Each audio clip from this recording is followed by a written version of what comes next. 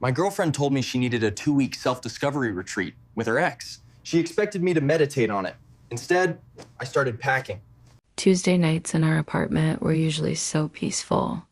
Soft lighting, the faint scent of sage, dream catchers swaying gently above her muckroom shelves. For 2 years, I thought I knew Melanie. I adapted to every new phase she cycled through: sound healing obsessions, moon ritual nights, so-called chakra cleansing diets, and $300 crystals she swore would realign our relationship. I didn't always get her world, but I respected it. I loved her. But that night, she came home from her meditation class glowing with a different kind of excitement. The kind people get right before they hurt someone. She dropped her yoga mat and sat beside me. "Kevin," she said, "I'm going on a 2-week self-discovery retreat with Travis." Travis, her college ex. The spiritual soulmate who had cheated on her repeatedly before vanishing to Bali to find himself.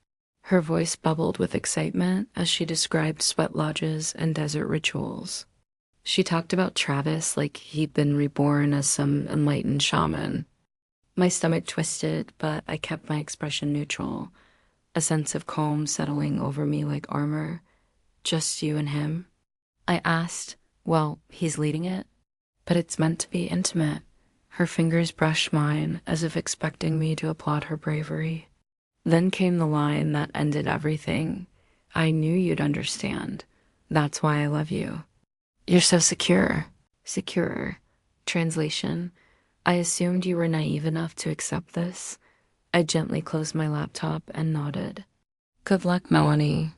I hope you find whatever you're searching for." Her relief was so obvious it was insulting. She thought she'd manipulated me into smiling while she walked out with her ex. But she didn't know I'd already seen the signs, the late-night messages, the sudden extra meditation classes. She didn't know that 3 weeks earlier I'd quietly started preparing for this moment.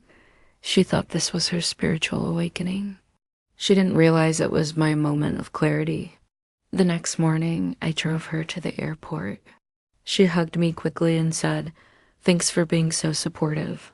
Travis was worried you'd be difficult." That sentence told me everything. They discussed me, planned around me. I smiled politely and watched her disappear through security, having no idea it was the last time we'd see each other as a couple. I got in my car, exhaled, and made 3 calls. The moving company, my friend Mark for the keys to my new place, and my boss for 3 days of personal leave. By the time her plane touched down, I was already taking my life back. The move took 1 day. I packed my furniture, my books, my clothes, everything that was mine. I left behind her crystals, her tapestries, her cosmic jewelry.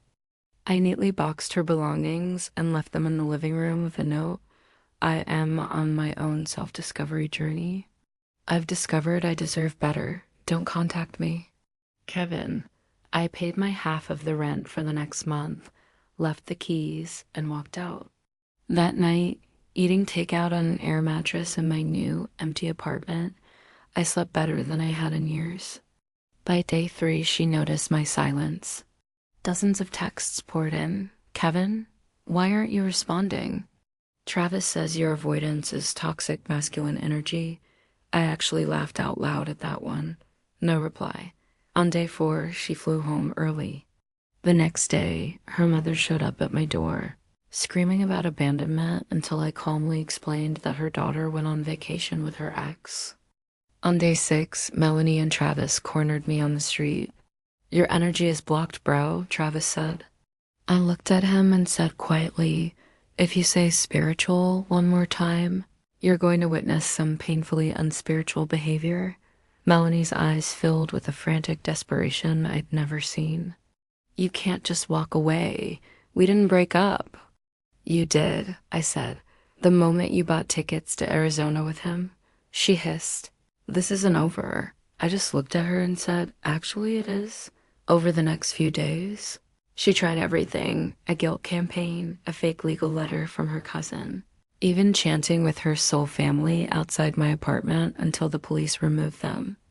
Finally, she filed a false police report claiming I'd stolen non-existent family heirlooms. That was the last straw. With an attorney's help, I filed for a restraining order. She didn't even show up to court. The judge granted it immediately. Freedom. Rumors trickled back that Melanie and Travis moved to Sedona to open a healing center, but it failed. Travis predictably ran off with a wealthy divorcee.